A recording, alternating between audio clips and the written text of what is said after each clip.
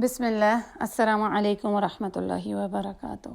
رسول اللہ صلی اللہ علیہ وسلم نے اللہ کا ذکر بلند کرنے والے کی، اللہ کی تعریف بیان کرنے والے کی مثال ایک زندہ کی طرح دی ہے، اور وہ جو اللہ کی تعریف نہیں کرتا، اللہ کا ذکر نہیں بلند کرتا، اس کی مثال ایک مردہ سے دی ہے۔ تو اپنے دل کو مردہ ہونے سے بچا لیں اور اللہ کا ذکر ہر وقت بلند کریں۔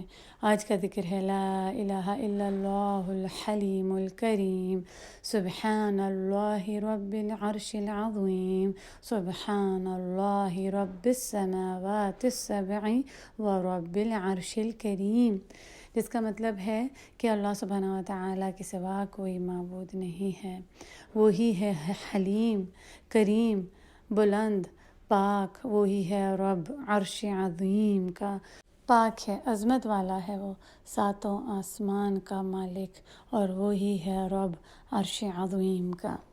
ابن عباس نے یہ الفاظ رسول اللہ صلی اللہ علیہ وسلم سے ریکارڈ کیے جب وہ کسی پریشانی کے عالم میں ان کو پڑھ رہے تھے۔ ہم ہر وقت اللہ کا ذکر کرتے رہیں، یہ بہت ہی عظیم ذکر ہے، اس کو زبان پر جاری رکھیں۔